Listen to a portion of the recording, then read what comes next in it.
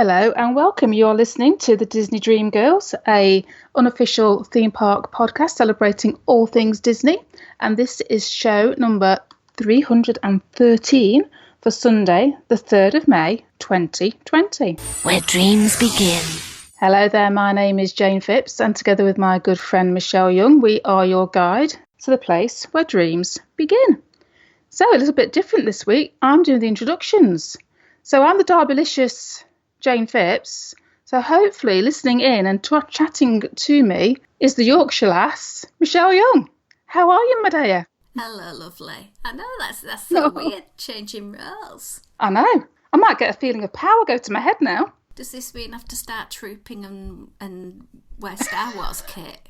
Have a complete role reversal. Yeah. How are you doing, my darling? I'm doing okay, thank you. It's been a bit of a crappy week, to say the best, but spending a few days under the misconception I was just having an asthma attack was a bit misguided, probably, with what was going on. But you read the symptoms of this virus as having a temperature and a cough. Well, yeah, I had a mild cough and no temperature, so I've not got it. I have been super careful with antibacterial gel, avoiding people. If you've seen me do the Facebook Lives, I literally dived into the canal to avoid people. Getting home from going out of the house, I'd change in the garage, put all my clothes in the wash, and get into the shower to speak to my doctor and say, look, I think I'm having an asthma problem. Can I have some steroids? And she says, well, what's up? And then she suddenly says, I think you've got the virus. Can you get tested? And then going to get tested was an amazingly smooth process. It took a while to get the appointment. I think the hardest bit was probably reading the result. Yeah, not wanting to see what it said, sort of thing. Well, it is a frightening thing to think I've got a disease, an illness that's killing thousands and thousands of people. But I think the reason why I'm wanting to do this show, and I've tried plodding on and getting on with things, is that the majority of people who get this will have mild to moderate problems, won't need to go to hospital, and yes, will feel lousy. I'm not being wrong here. I have felt lousy.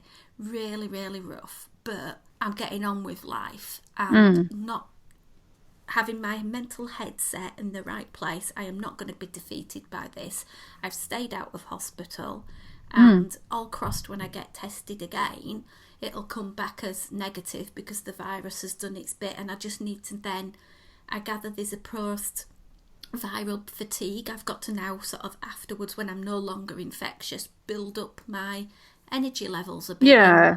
And, be able to start running around like a lunatic rather than stopping after walking up 3 steps. Oh, bless you. But yeah, I've been so blessed. So many people have dropped messages, or like your good self sending me macarons through the post. And the lovely David's parcel from the USA arrived on the perfect day. It was a day I was feeling really, really rough and really. That was good timing, miserable, wasn't it? And it's like I've got this box of American candies and the Flower and Garden trash cans and the Orange Bird sweater, which, oh my word, I just want to put it in a frame and put it on the wall because it's just so amazing. I love it. Yeah. You gotta wear it. I did wear it the day he sent it, but now I've taken it off because I don't want to get it dirty. But, little things like that, and I've had so many people, just sort of message and check I'm okay, and thank you everybody, it's very kind of you. I've had so many people saying they're sending pixie dust and prayers and whatever, so I'm doing good, and just everyone please follow the guidance of what you are given where you live. I'm going to say, I think this is one of those things, isn't it, when somebody that you know personally becomes affected by something like this, it does bring that into greater reality for you and makes you go, right, okay, this is something that I'm not just seeing on the news, this is affecting me and my loved ones directly. Yeah, we need to take it seriously and we need to do as we're told, and let's just batten down the hatches, stay indoors for a bit, and let's try and get rid of this thing so we can all go back to enjoying what we want to be enjoying. Yeah, absolutely. Anyway, we're not going to harper on about this because we're a Disney podcast, and we're gonna do some Disney podcasting, and we are going to crack off with apologising. We missed a couple of birthdays, Louis Sutton and Emily Rawlins. Happy birthday to the pair of you. And today's show is dedicated to Mr. Lewis's other half, to the wonderful Cat, because today's Cat's birthday. So happy birthday, Cat. Happy birthday, yeah. There's a lot of birthdays in May, Shell. There is a lot of birthdays in May, and at some point I will be sitting down over Skype and having a celebratory drink with Cat to wish her all the very best. Aww. And then tomorrow we've got a couple more birthdays. We've got Lillian Oopsama and Liz Reed. And then on the 9th of May, and we'll only go up to the 9th today, we've got the lovely Stephen Maxwell's birthday. So happy birthday to all of you. I hope you have a fantastic, wonderful celebration. It may have to be via Zoom or Skype with your family, but stay safe. Yeah, I think people are making the most of birthdays at the moment and celebrating them every which way they can. So have a great day, guys. Absolutely. I've got first thing on our agenda for today, trips. Trips, right? Basically, they're not happening. I was going to say, do you know something I don't, Michelle? Well, Disney has started to sort of say, there's a lot of rumourings about what's happening in Florida because the state as a whole is starting to go into a phased opening. Disney have cancelled up to part of May for trips. I know the Disney Cruise Line have cancelled quite a lot through June and July now. They haven't got back to me about my cruise. However, right, okay. I will not be on the Mickey ship in August. No. That trip is off. Yeah. I had an email out of the blue from Air New Zealand, who I'm flying with from London to LAX. Right. And they've cancelled the flight completely. Okay. So I won't be going on the cruise this year. I've got to decide whether I'm going to pay and then get 125% cruise credit to put into a cruise next year, or whether I'm just going to ask for my deposit back. I think I'm possibly just going to ask for the deposit back. I'll lose a couple of $100, but I'd rather have that big chunk of money in my bank account than in Disney's. But I haven't had anything back about my Disneyland Paris trip at the end of the month or in July. Nothing yet. So waiting to see what happens. Yeah, it's a strange one, isn't it? I mean, it's I can't see, having seen little snippets of what France are doing, and how they're proposing to reopen. I would have thought, well, May for definite, July highly unlikely to be happening. I know California, their phased approach sounds a lot more stringent, I suppose would be the word, than perhaps what Florida are looking at doing. I'd read one report where they weren't going to be allowing gatherings of 5,000 until, was it September or even later on in the year? I can't remember. So that would have an obviously knock-on effect on theme parks. And part of me, and this is not to sound awful for anybody that's got trips and they're sitting there with fingers and toes crossed, hoping that everything's going to be all right by the time their trip comes around. Part of me just say, look, you know what? Can we just let's just put like a little bit of a hold on everything for the moment. Let's get this thing, whatever it is, truly well and dusted. Because what I would hate to happen, and Disney must surely be thinking about this as well, if they open up a little bit too early and then there's an outbreak and it can be pinned down to, oh, this particular person was at this Disney park on that day and this is where the outbreak has spread from, that publicity for Disney would be absolutely horrific. They don't want to be labelled with Disney theme park spreads, virus, do they? So I think I'm adopting the bit of the hare and the tortoise sort of approach, and I would rather go slowly and surely rather than try and jump in there and get things open too soon for it all to have to be closed down again later on. But that's just my own personal opinion, And at the end of the day, lovely, that is something that we are all entitled to, and I am so in your boat. I totally am.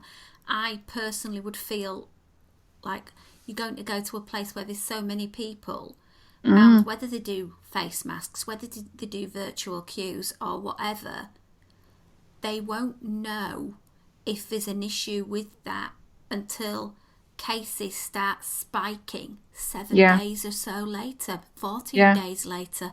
By which time? Then, you know. But anyway, let's move away from all of that. And the next point on the agenda, Jane, what are we going to talk about next? Well, I've got a little thing here that says, should Disney hold off on the Spaceship Earth remodel? This was something that our good friend David Maruka posed. And I think from our discussion that I had with him, basically Disney won't have done any work on it. No. We need that attraction up and running for next year. Yes. So should Disney expect to still close this attraction down for an extended refurb and miss out on all the extra business from next year, because loads of people are going to be flocking to Walt Disney World because it's the big celebration for the Magic Kingdom for the 50th? Yeah. I don't know. What do you think, lovely? I think the problem with it being is it's such an iconic attraction, isn't it? So, you know, you're not going to have big celebrations and have the castle not surrounded in cling film or whatever and under wraps. That's not going to happen. And Spaceship Earth is kind of the same sort of thing, but for Epcot. I mean, I had heard there was a rumour going around, and again, just rumour, saying that as and when a phased reopening was going to happen, would Disney take the opportunity to just keep Epcot closed and use that to base, because obviously everybody's saying at the moment it is just tarpaulin after boarding after goodness knows what at the moment, because there's so much work going on there. So would it be prudent to say, hypothetically, if the parks were to open in, let's say, September, for want of a better time frame, but let's keep Epcot closed and use that closure to enable quick refurb to happen, so you could perhaps then reopen the following year with everything in place that you'd like to be in place for the celebrations. Don't know whether that's just somebody's speculation rumour out there or whether it's something that has been mentioned. Honestly, don't know. But it would seem daft to have it down during a big celebration, personally.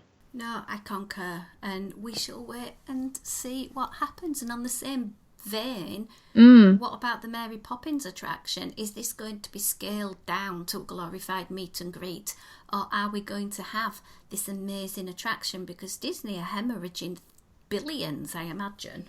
Well, this is the other factor to take into consideration, isn't it? Is like, have they got the coffers that can sustain the planned builds and renovations and new attractions that were there, or are they going to basically have to put, a big bit of sticky tape over everything until such time as money comes back in and they can reinstigate all these projects? Something like Mary Poppins, that, as far as I'm aware, hasn't even started yet. I might be wrong. Not that I'm aware of. So would it be a case of, well, we've got a land, the UK pavilions looks nice and pretty. We've still got the bandstand and everything. We've got an ideal place for, like you say, a glorified meet and greet. Is it a case of it will happen, but not within the timescales that were originally proposed? From a monetary budgeting point of view, that might have to be the case, whether we want it to be or not. Good question there, David. Over on our Disney Dream Girls podcast family page, which we invite you all to join up and have a look for us on Facebook. The only thing we ask is if you accept the rules of the group. If you accept the rules of the group and answer the questions, we'll admit you. And it's just a nice small place where we've been sharing our love of Disney.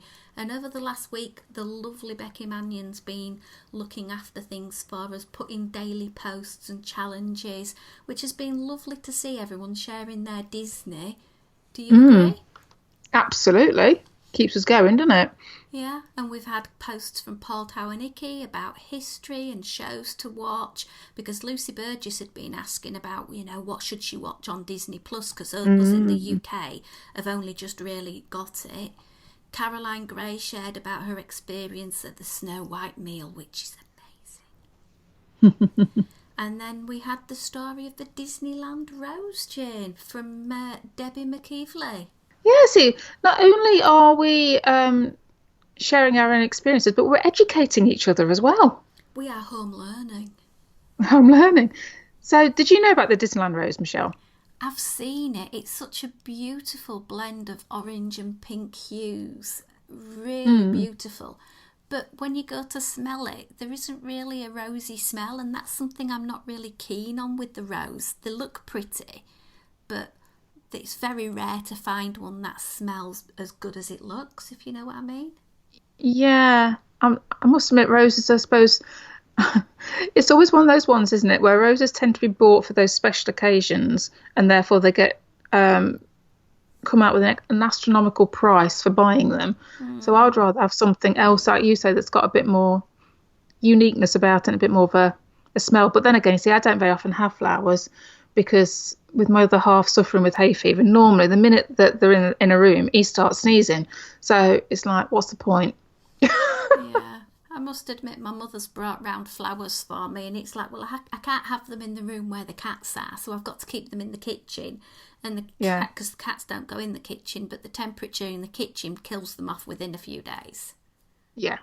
I'd rather have a nice Disney thing. Yeah, a mug or something. Oh, don't give me any more mugs, unless we'll talk about a mug that I'm after later.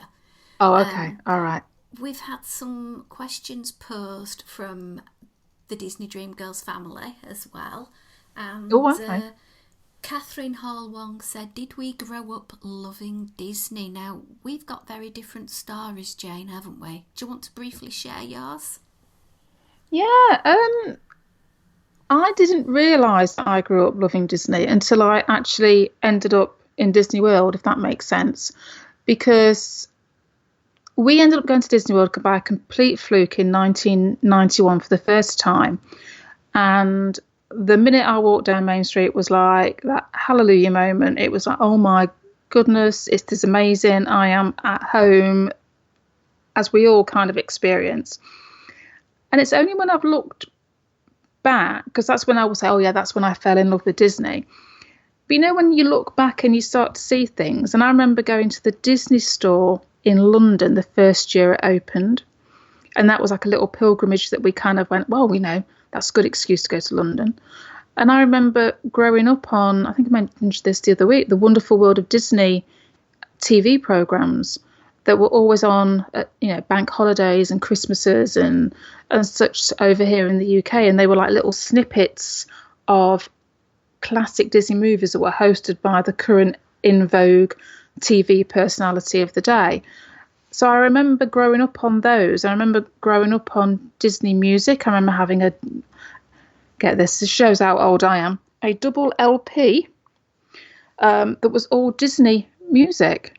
And I bet you I've probably even got it somewhere still. I wouldn't be so surprised if I've not got it. I bet you it's at my dad's house. Probably worth a bob or two now. So I think it's that element of when you start to unpick where you first experienced Disney, I am surprised that it was around a lot earlier in my life than I'd perhaps given it credit for. I'd always presumed it started with that first trip in 1991 because I never had any compulsion to want to go to Disney World or anything before.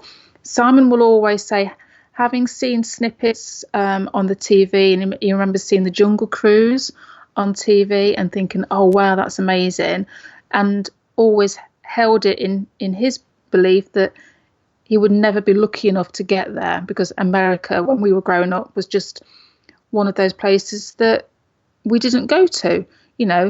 I never went abroad until I was I think I did a couple of European school trips when I was 14, 15.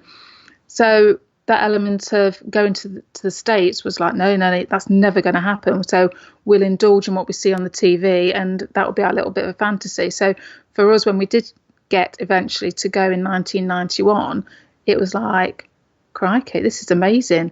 Let's soak this up because we're never going to be able to do it again. And then obviously subsequently we did do it again quite a lot of times. Yay. So with you, Michelle, then did you not appreciate Disney for a long while? I remember remember all the way through growing up going to see Disney films. We didn't really watch Disney things on the TV in our household, so I haven't that experience as far as I can remember anyway. Again, I was very lucky, I suppose. My family every year, every May, my mum and dad would take us to Spain, and we would have 10 days in Spain by hook or by crook every year. It wasn't until, oh gosh, I can't remember, I think it was 2008 that I went to America for the first time. I went to Las Vegas for a week. But up to that point, America was just a dream because it was a place that was never going to happen. I know a lot of people say, well, you have Disneyland Paris on your doorstep, but again, it was not a thing that we did. No. You know, and then I met Tom, and he was a massive Disney theme park fan, going prior to meeting me twice a year at least. And he said, you know, his mum had sadly passed away, and he'd come into a little bit of money, and he said, look, why don't we go? So I put some money too, and we had a 3-week adventure with the kids to Walt Disney World. We stayed at the Dolphin, and this was 2010. And we totally did Disney wrong. Completely did Disney wrong, because we'd paid for the dining plan, and we'd stayed at this hotel which cost a fortune. We'd booked it with Virgin, and that was an absolute nightmare because we got there and there were 2 double beds in the room. And it's like, well, there's 5 of us. Where are we supposed to sleep? To sleep. You know, and it was like, oh, the armchair over there converts into a bed. I said, no. We're not here for 3 weeks. And my son's sleeping in an armchair. So luckily we got moved. But, I look back on that trip and there were so many errors about what we'd done wrong and how we'd wasted money. You know, even booking the trip. So I think I got savvy very, very quickly.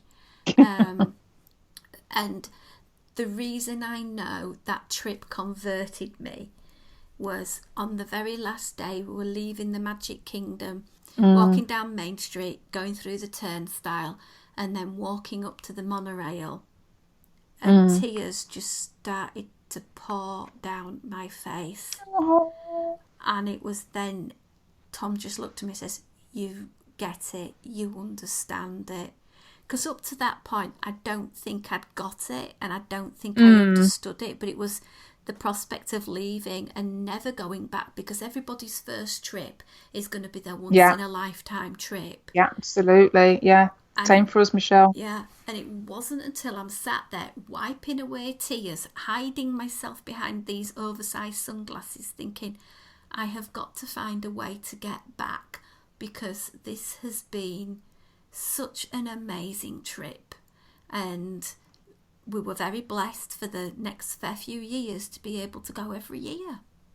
And then I eventually branched out to Disneyland Paris, and even a Disney cruise ship. So I feel very, very blessed. I have sacrificed other things in life to make it happen. Like the prospect I'll be still paying my mortgage when I'm 69. But hey ho, that'll be what it'll be. I'd rather enjoy my life and worry about the mortgage later. So Catherine, I hope that answers your question. Have we got one from Erica Barthel? Which is our favourite resort?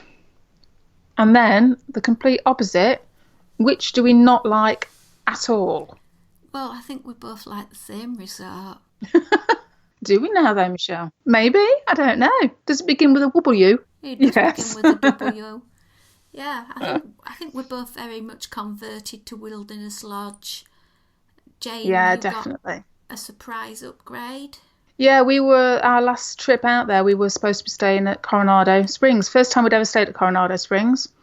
It was all booked. We got on the Magical Express and we got dropped off and walked in, loved it, was very happy with it all. And it was just at the time magic bands were being trialled, so they weren't fully rolled out. All the stuff was there for them, and me and Molly had been joking about we were desperate to be picked to do magic bands. Shows you how long ago this is. And starting to check in, and the receptionist is kind of like, oh, just 1 minute, and she goes away, and she comes back again, and she goes away. And me and Moles are getting excited. We're going, hey, we're getting magic bands, we're getting magic bands. And she says, oh, I'm just, we're going to have to move you because you've had an upgrade. I said, oh, I'm not getting magic bands then. Not, oh, we've got an upgrade. It was more, oh, we're not getting magic bands. And she says, oh, yes, we're having to upgrade you to the Wilderness Lodge. I think at that point, my jaw fell onto the floor. And I'm like, pardon now? Excuse me? She says, yes, just bear with us 1 moment. I said, yeah, okay. We never got an explanation as to why we got an upgrade. The staff there were delightful. They made us go in to have a photo taken. So if you know the Coronado Springs tour, there's a point where you get a hidden Mickey in the lights on the floor. So they made us go and have a photo taken there. They sorted out the taxi for us and paid for the taxi for us over to the Wilderness Lodge. So all the while as we're driving over and didn't know where on earth we were going, and I'm going, whoa, this is like, we were moderate, this is deluxe, and I'm doing the calculation in my head, as you can imagine. I'm going, oh my goodness, this is like amazing. So we get to the Wilderness Lodge and we get met outside with the iPad and checked in and get taken to the reception. And then we get an upgrade on the room as well. So we get one with a balcony facing the courtyard. And it's like, this is just unbelievable. And then, of course, the problem with all of that, thanks very much, Disney, love you to bits and everything, but we were quite happy staying in our moderate hotels. We hadn't had a taste of the deluxe resorts, so we didn't know what we were missing. Now we do. So that's the biggest problem, because once you've stayed in something as nice as that, you kind of want to go back there every time. So, because it's a lovely resort, isn't it, Michelle? Oh, I love Wilderness Lodge, and I feel very blessed to have stayed there. Last year we had our wedding night and our wedding at the Wilderness Lodge, which was absolutely amazing. Thank you, David, again. And to leave Wilderness Lodge the day after we got married to go back to All Star was difficult. And we'd done that before on a previous trip where we'd done a split stay, and we went from the same trip as you in 2013. We went from Old Key West over to Art of Animation. Yeah, guys, never go deluxe or moderate down to value. Just don't. It just doesn't work. No. Go the other way. Start at the basic resort and go up to the luxury, because it works better. Definitely. As to the one we don't like at all, I've not stayed at them all. I have visited. Saratoga Springs just doesn't grab me when I've wandered around. I've done the DVC tour over there, and it just looks It looks very whitewashy and spread out, and it doesn't call me to go and visit. So that's probably one that I'm not. That and Caribbean Beach, for some reason. I just think the idea of Caribbean Beach, because again, it's another big spread out resort, I probably wouldn't be drawn to it. But I don't know, maybe now it's undergone the refurbs, and once that's done and it's got the Skyliner, I might be tempted.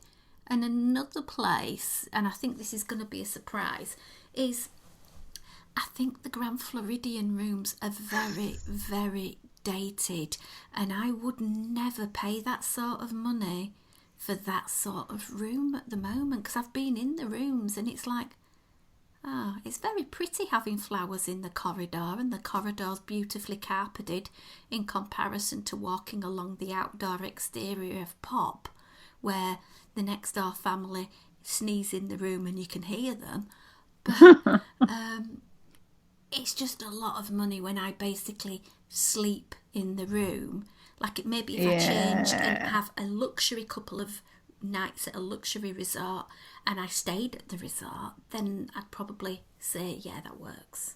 Yeah, well, I must admit, I'm going to kind of mirror what you've just said. I mean, as far as like Saratoga, Caribbean Beach. Again, when I've looked on previous years about where would we like to go, I've always been put off those two, particularly because of the spread out nature. And like you've just said, Caribbean Beach particularly maybe better now with the Skyliner being there. The bottom of the range ones don't bother me at all. I don't mind the All Stars and Art of Animation, that type of thing, because I think going to the budget or whatever you want to call them, you know what you're getting. You know what, if you've chosen to go to, we had 2004, we stayed at All Star Movies. There was me, Simon, and the two kids who were basically, Molly was 3, Ethan would be 6.5-ish, something like that, and my mum and dad. So we had 2 rooms. It was great. It did what it said on the tin. You know what I mean? It was functional. It was great for us with small kids. It was absolutely fine. But I'm a bit like you when I was thinking about this. It's the Grand Floridian for me does not appeal. For some reason, I don't know whether it just feels a little bit too deluxe, if this makes sense, to the point that it kind of makes me feel a little bit uncomfortable because I feel like I shouldn't be there. Sorry, don't laugh at me. But that element of, we were there one evening walking around, we'd had something to eat there, and we're just enjoying the ambience, shall we say. And it was beautiful because it was all like the lights were just coming on, all on the pathways. It was that dusk sort of time. So it looked beautiful. It really did look stunning. But we were very aware that everybody around us was very dressed up, which was like, I feel scruffy now because I'm in me jeans and me shorts and t-shirt. And we got a distinct impression there was lots of people there who'd got lots of money and were suddenly having to spend time with their children when normally their children would be with the nanny. That's all I'm going to say. So unfortunately, that little bit of an experience that I had means that it doesn't really appeal to me. I'll go in and I'll have a wander around and I might have something to eat there, but I wouldn't want to go and stay there now.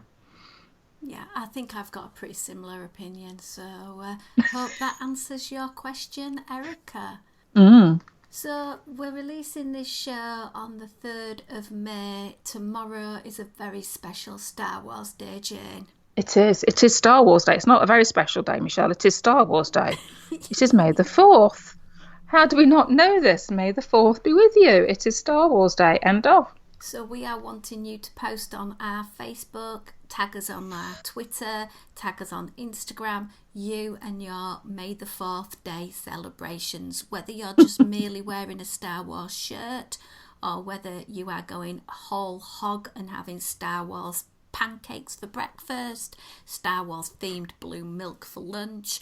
We want to know if you're making Ronto wraps. We want to have a tag in to your pictures at Diz Dream Girls. So please let us know what you are up to. Well, that's setting the bar a bit high now, isn't it, Michelle? It is. I am expecting Simon to get into the garage this weekend and modify the Minnie Mouse waffle maker into the Millennium Falcon. So off you go, Symes.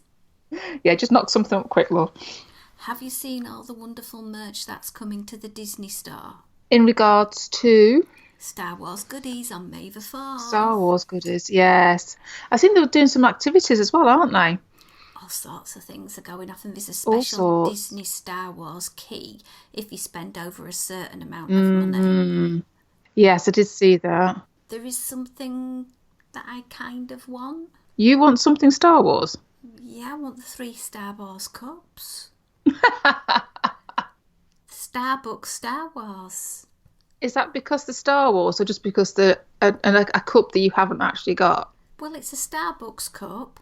It's Star Wars, which, I do dabble in Star Wars, and I think they'll look really good on my collection. So I'm keeping everything crossed that they are actually available on the UK website. That's number 1, which I very much doubt. And number 2, I am hoping one of my lovely friends will enable me to acquire them and have them delivered to their house until I can collect them from them. But we'll see. So if you manage to snag any Star Wars goodies, we want to know about it as well. And while we're on the topic of ordering things, because we're all doing it at the moment, Jayne and I were talking off air about ordering gifts online and having it sent to people. Like Jayne sent me some absolutely amazing macarons. Oh my word, it was just like having the raspberry rose Mickey macaron in Jolly Holiday. And I thought, oh, I'll order myself some Joffrey's coffee because I'm getting quite into drinking some coffee. And I thought, well, my Disney supply from last year's nearly out. I'll see how much it'll cost to send some to the UK. Right. I think I needed a cup of coffee with a little shot of something alcoholic when I found out how much. Go on then, how much we're talking? A £1 bag of coffee. Yeah. And we do know coffee gets quite weighty. $48. Yeah. Is that just for the coffee or just for the shipping, or is that everything? That's just the shipping. Then it's 20 odd. Just the shipping? Yeah, that's between $15 and $20 for the coffee on top of that. Wowzers. A £4 parcel. So say I want a couple of bags. $60. Yeah. That's better value. It is, but when you think about it, they will then have to put a customs declaration on that box. And once they say that you have spent, say, $30 on coffee, instantly there will be import duty on that item. Yeah. So you get charged, I think it's an £18, $23 handling charge, and then the tax, which would be about £3-4. Yeah. So then it's going to be the world's most expensive coffee. We're talking about $100, aren't you? Yeah, so people wonder why we take it from the hotel rooms. It's because it's so darn expensive. It's ridiculous, isn't it? Yeah, because I said to Tom, I said, no, we'll go to Walmart and we'll buy a jar of coffee, have that in the room, and the little sample sachets they give us every day, we'll take them home. And it's been nice to have that. So, yeah. What Joffrey's need to do, Michelle, is just expand their operation so that they are in the UK all the time, and then therefore we wouldn't have to ship it from the States, would we? That's a really good idea. I will tweet them now. Right, I think we will just about wrap up this week's show. We hope you've enjoyed our musings. We've certainly enjoyed sitting back, talking some Disney with you. A bit different to what we normally do, but you know what? I've really enjoyed myself and it's put a big old smile on my face. Jayne? Absolutely, and that's what it's all about, isn't it? A little bit of escapism, a little bit of a chit-chat, and hopefully making people feel a bit happier. If you want to delve back into our past shows, a lot of our shows are evergreen. They're not going to age because we don't always feature a lot of news. So delve back on your podcast listening place and see what you can find. We've got some great interviews with past guests that might just have something there that tickles your fancy. You can also support us on our Patreon page, patreon.com/Disney Dream Girls, where you get access to the recordings that we've done extra for April, but also for every single one we've ever done on certain levels as well. So why not take a little look on there? It's not often we mention it, but if you do want to support us, it does really help a little bit with the running costs of the show. You can email us any questions or comments, info@disneydreamgirls.com. Where can we be found on Instagram and Twitter, Jayne? @DisDreamGirls. Nice and easy. It is indeed, and we have our website disneydreamgirls.com, where you will find extensive show notes and details on past shows, current shows. I think this week's show notes are going to be quite brief, Jayne, because I'm not feeling up to tippy typing, but we'll put something up there as well if you want to have a little look. Yeah. So it's a very chit-chatty show this week, Michelle, so I think it's a case of our show notes should be brief and entice people to come and listen to us. Absolutely. Well, I suppose that's all we've got time for, isn't it then, Michelle? So, goodbye from me. And it's goodbye from me. This podcast is part of the After Dark Podcast Network.